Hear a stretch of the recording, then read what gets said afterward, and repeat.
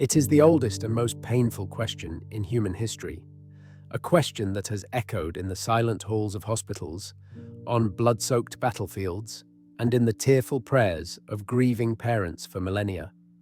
Why do we suffer? Not the minor inconveniences of a frustrating day, but the deep, soul-crushing, faith-shattering suffering. Why does a child, innocent and full of life, wither away from bone cancer? Why does an earthquake, in a matter of moments, turn a vibrant city into a mass grave, swallowing tens of thousands of lives without distinction? Why does a loving mother, the anchor of a family, slowly have her mind erased by Alzheimer's, becoming a stranger in her own home before she dies? For as long as we have looked to the heavens for answers, this brutal reality on earth has stared back, a defiant and devastating contradiction to the stories we tell ourselves about the nature of the universe. For thousands of years, the world's major religions have offered a seemingly comforting answer. It is all part of God's plan.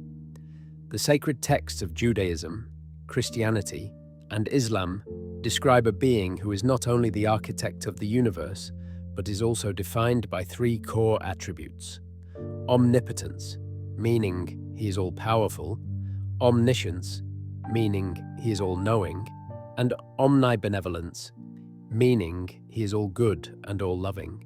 He is the perfect Father, the ultimate protector, the cosmic source of all that is moral and just. But if that is true, if a being with the power to do anything, the knowledge of everything, and a perfectly good nature is in charge, then we are confronted by a paradox so profound it has been the single greatest engine of doubt and atheism in history. This is the logical and emotional leviathan known as the problem of evil. The Greek philosopher Epicurus stated it most simply and elegantly over 2,000 years ago, a formulation so clear and sharp that it has lost none of its potency. Is God willing to prevent evil, but not able? Then he is not all-powerful. Is he able, but not willing? Then he is malevolent. Is he both able and willing? Then from where does evil come? Is he neither able nor willing? Then why call him God at all? This isn't just an abstract philosophical puzzle for late-night debates. It is a direct existential challenge to the very character of God. In this exploration, we will not merely ask the question, we will systematically dismantle the answers, the theological defenses, known as theodicies, that have been constructed over centuries to shield belief from this uncomfortable and perhaps fatal truth. Let's begin with the most famous and widely cited defense, the free will theodicy. In its strongest form, the argument is compelling. It suggests that God, in his wisdom, desired to create beings capable of genuine love, morality, and goodness. For love and goodness to be meaningful, they must be freely chosen. A robot programmed to say, "I love you," does not truly love. It is merely executing a command. Therefore, God had to bestow upon humanity the gift of free will.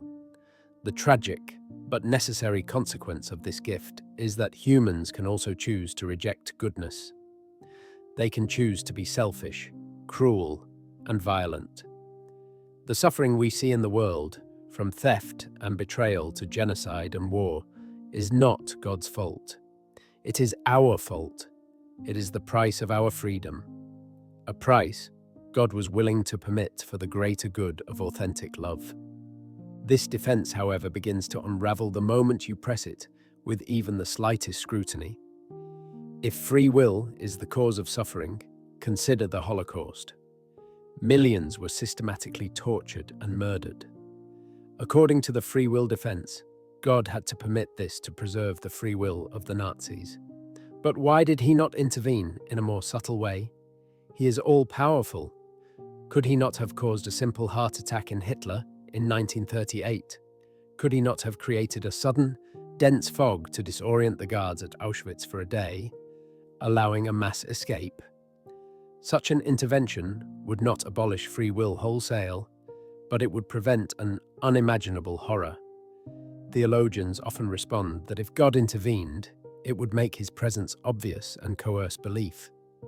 But which is more important to a loving God, preventing the incineration of 1 million children, or maintaining a degree of cosmic shyness so our belief remains freely chosen? The argument asks us to accept a God who values the abstract principle of freedom over the excruciating suffering of a single child, multiplied by millions. Furthermore, the free will defense contains a theological contradiction within its own mythology, the concept of heaven. Heaven is described as a place of eternal perfection, where there is no suffering, no sin, and no evil. Yet, its inhabitants presumably retain their free will. If they don't, then heaven is not a place of love, but of divine puppetry. If they do have free will, it means it is possible for a world to exist where free beings always choose the good. If such a state is possible in heaven, why was it not possible to create on earth? If God could create a reality where free creatures live without evil, after death, why could he not, or would he not, do so before death? The existence of a perfect, evil-free heaven proves that suffering is not a necessary byproduct of free will, making the entire defense collapse under the weight of its own internal logic. It suggests God had a better option and chose not to take it. Now, let us turn away from the evil that humans inflict upon each other and look at the suffering that is woven into the very fabric of the natural world. This is the category of natural evil, and it is here that the free will defense becomes utterly silent and powerless. Consider the 2004 Indian Ocean tsunami, a cataclysm triggered by the shifting of tectonic plates. In a few hours, it killed over 230,000 people across 14 countries, including tens of thousands of children. No human choice caused this. It was an act of pure, indifferent nature. This is not a modern problem. On November the 1st, 1755, All Saints' Day, a major Catholic holiday, a massive earthquake struck Lisbon, Portugal. It leveled the city, killing tens of thousands. Many died inside the very churches that collapsed upon them as they worshipped. This event shattered the optimistic theology of the era, which held that we lived in the best of all possible worlds created by a good God. The Lisbon earthquake became a turning point in Western thought, directly fueling the skepticism of the Enlightenment. The philosopher Voltaire was so horrified that he wrote his famous poem on the Lisbon disaster, directly attacking the idea of a benevolent, providential God. He asked why God would choose to destroy Lisbon, a city known for its piety, while leaving London and Paris, cities he deemed far more decadent, untouched. He mocked the idea that this was just punishment, asking what crimes the infants crushed in their mother's arms could have possibly committed. The event laid bare the brutal indifference of the cosmos. The earth doesn't move to punish sinners or test the faithful. It moves because of geology. To argue that God designed this system, knowing it would produce such indiscriminate slaughter, is to attribute to him a level of negligence so profound it borders on malice. These are not isolated incidents. They are features of a world he supposedly designed with loving care. The problem of natural evil goes deeper than just grand disasters. It exists at the microscopic level, in forms that seem almost diabolically creative.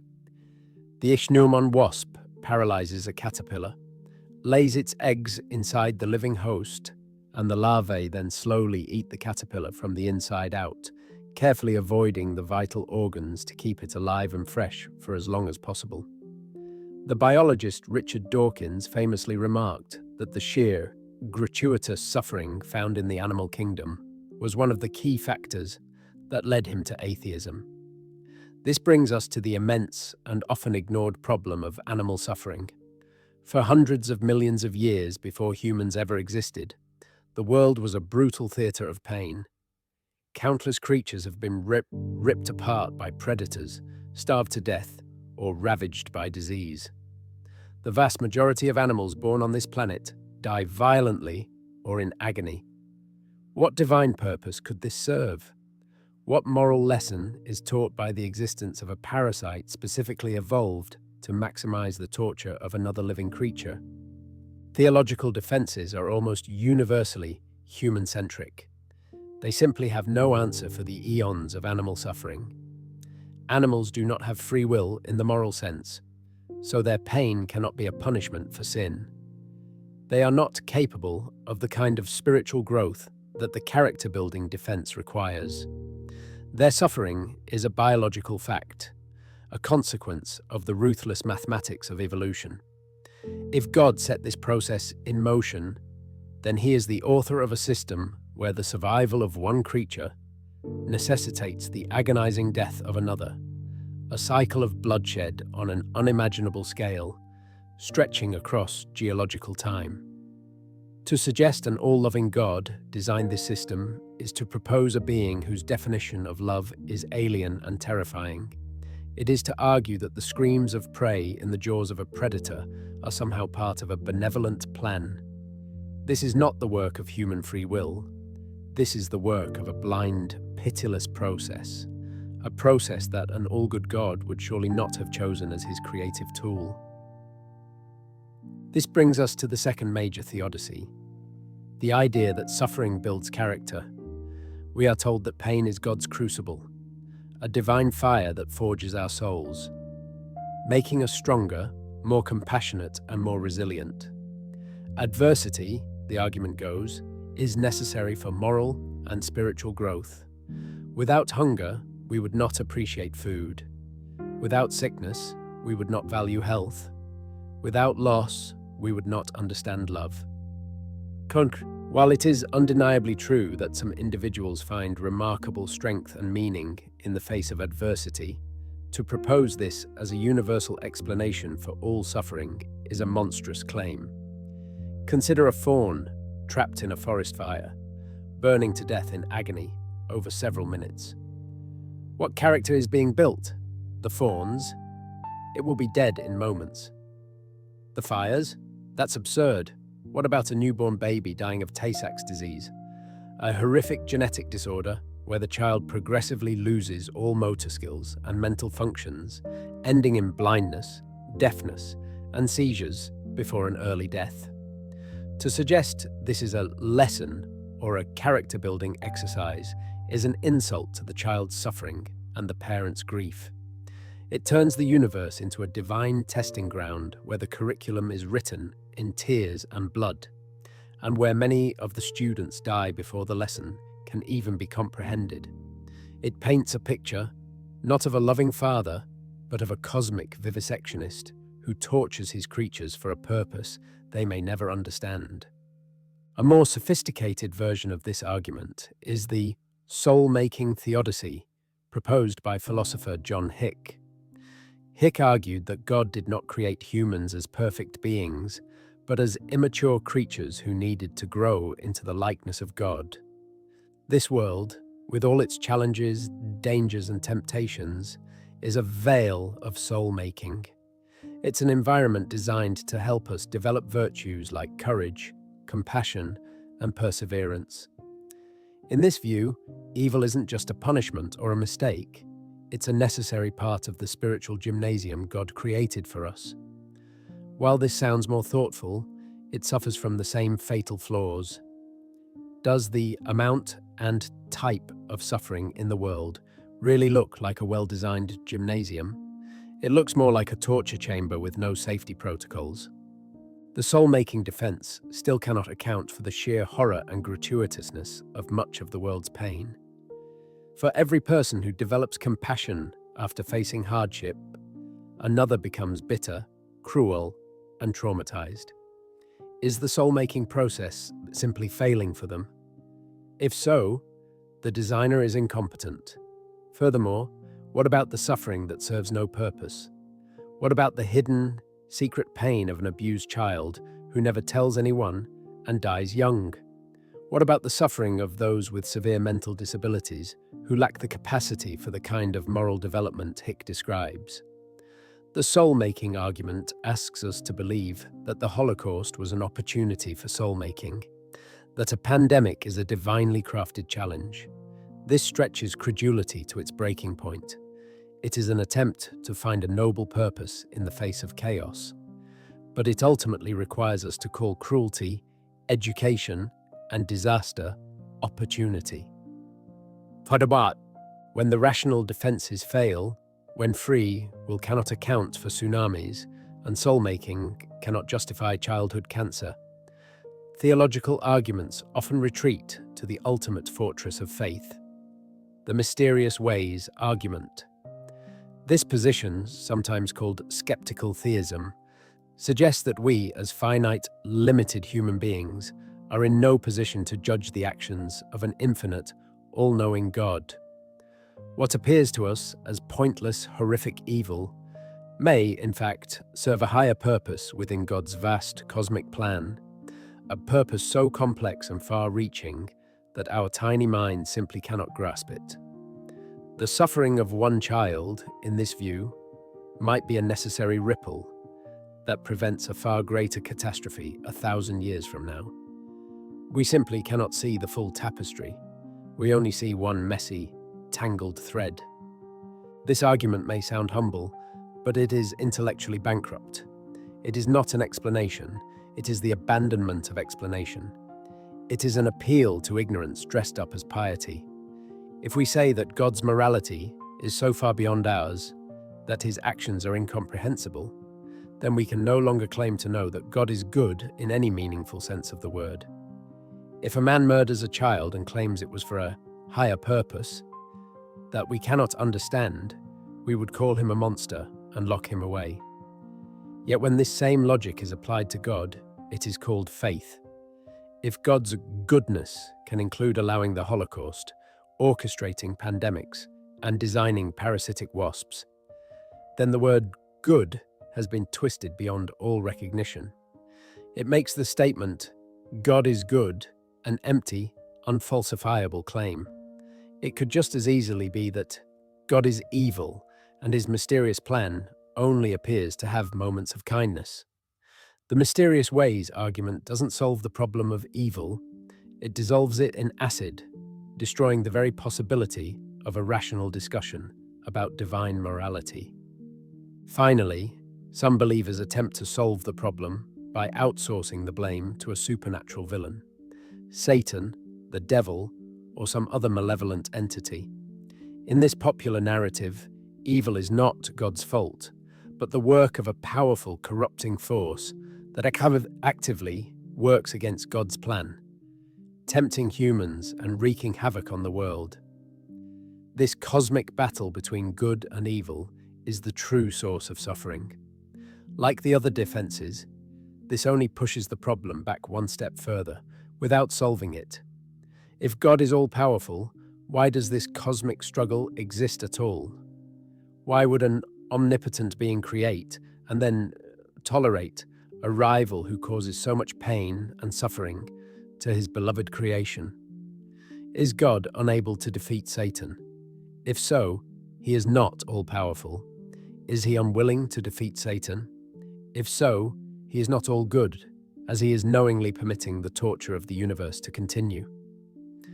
The scenario makes God seem less like a sovereign ruler and more like an incompetent cosmic police chief who can't get a handle on the chief gangster in his city. Furthermore, this narrative completely fails to account for natural evil. Did Satan design the fault lines in the Earth's crust? Did he personally evolve the malaria parasite?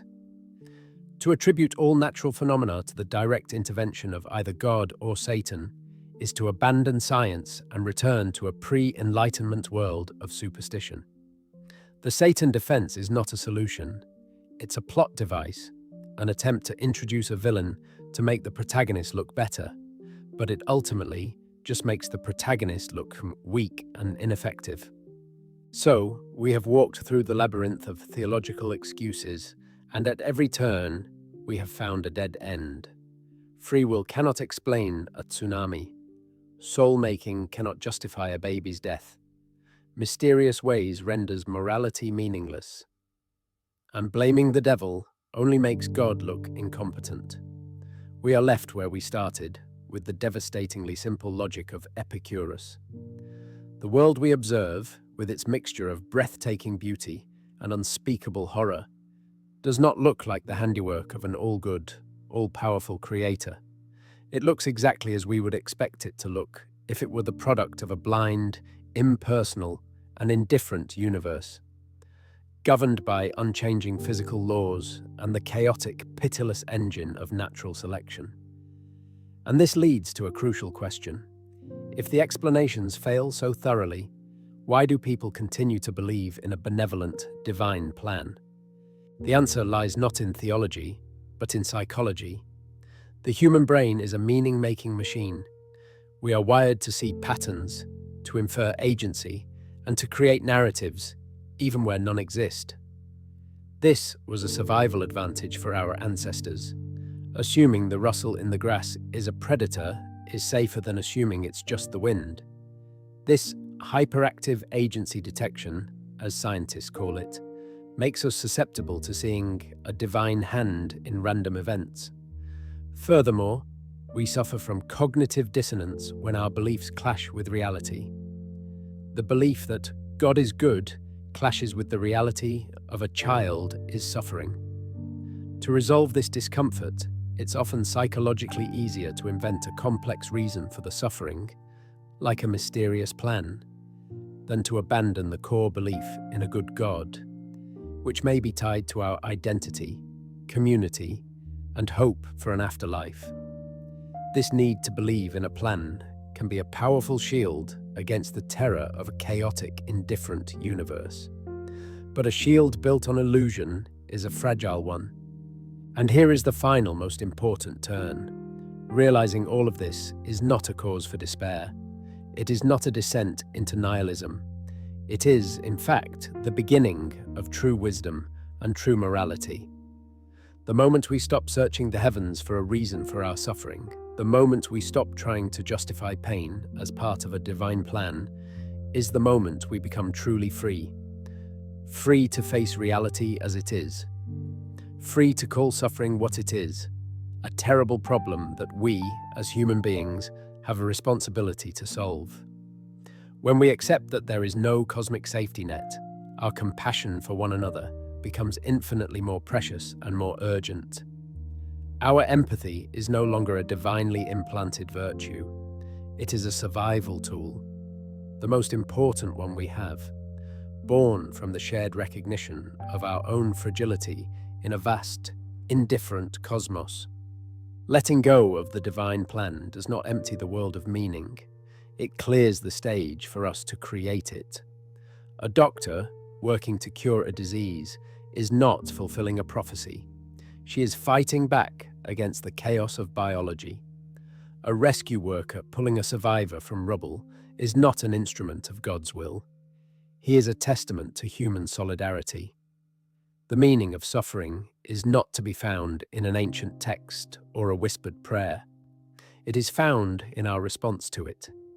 It is found in the classrooms we build, the medicines we invent, the hands we extend, and the tears we wipe away. This life is not a test or a dress rehearsal for a perfect world to come. It is everything, and the awesome, terrifying, and beautiful task of filling it with as much kindness, justice, love, and joy as we can. Muster falls to us, then that is not a lesser purpose. It is the greatest purpose of all. Thank you for watching, and I will see you next time.